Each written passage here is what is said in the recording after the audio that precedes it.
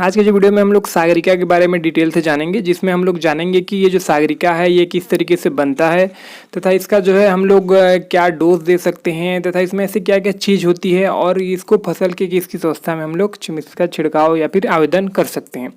सबसे पहले मैं आपको बता दूं, सागरिका एक समुद्री शैवाल से बनने वाला एक प्रोडक्ट है जिसमें जो शैवाल का एक्सट्रैक्ट होता है वो लगभग 28% WW होता है।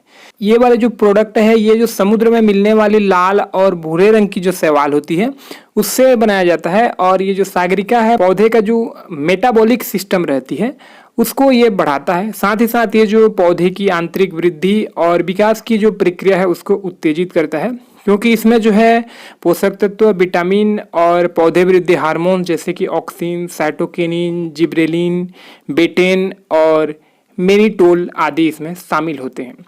सागरिका का उपयोग जो है आप लगभग हर एक फसल में कर सकते हैं और ये जो है तरल और दानेदार दोनों रूप से आता है। इसका इस्तेमाल जो है आप मिट्टी उपचार, जड़ उपचार या फिर ड्रिप में दे सकते हैं या फिर इसका स्प्रे भी कर सकते हैं। इसकी मैं अगर कीमत की बात करूं तो इसके जो 100 ml है वो 70 रुपये MRP है, 250 ml आपको 135 रुपये, 500 ml जो रहती है वो 260 और 1 लीटर आपको मिलेगा 500 रुपये की। इसके जो है लिक्विड और दानेदार दोनों आते हैं। जैसे कि मैंने आपको पहले लिक्विड का रेट बताया था, अब मैं आपको दानेदार का रेट बताता हूँ। दानेदार 10 किलो का जब आप बैग लेते हैं तो आपको पड़ेगा 415 रुपये।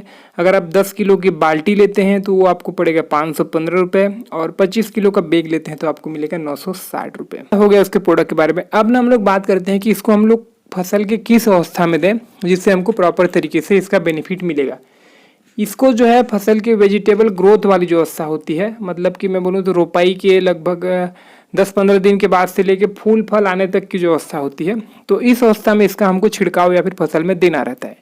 सबसे पहले बात करते हैं दानेदार की। तो दानेदार को तो है आप जो है रोपाई के समय दे सकते हैं या फिर रोपाई के बाद जब हम मिट्टी या फिर किसी माध्यम से जो अन्य जो फर्टिलाइजर देते हैं उस समय हम लोग इसको दे सकते हैं। मैं अगर जो लिक्विड वाली जो सागरिका है उसके बारे में बात करूं तो इसको जो है आपके फसल के 3 अवस्था में दे सकते हैं।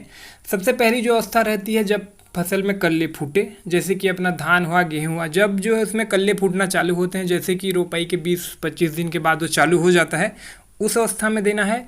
और लेकिन जो अन्य जो फसल होती है जैसे कि अपना बैंगन हुआ, मिर्च हुआ या फिर गोभी वगैरह हुआ, तो उसमें भी जो है आपके रोपाई के 20 से 25 दिन बाद आपको जो है इसका स्प्रे करना चालू कर देना है।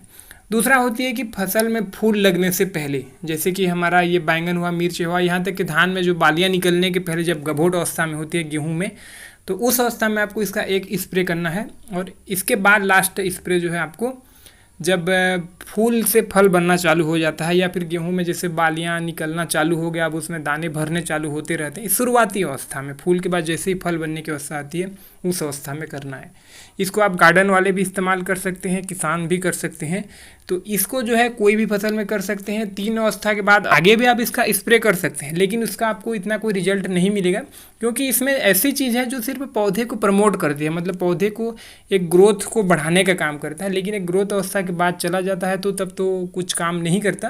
तो इसीलिए आपको जो है कम से कम फल बनने की अवस्था तक आपको इसका स्प्रे करना है, उसके बाद आपको स्प्रे नहीं करना है। तो ये था सागरिका से संबंधित वीडियो अच्छा लगा तो वीडियो को लाइक करके चैनल को भी सब्सक्राइब जरूर। तो फिर वीडियो को देखने के लिए आपका धन्यवाद।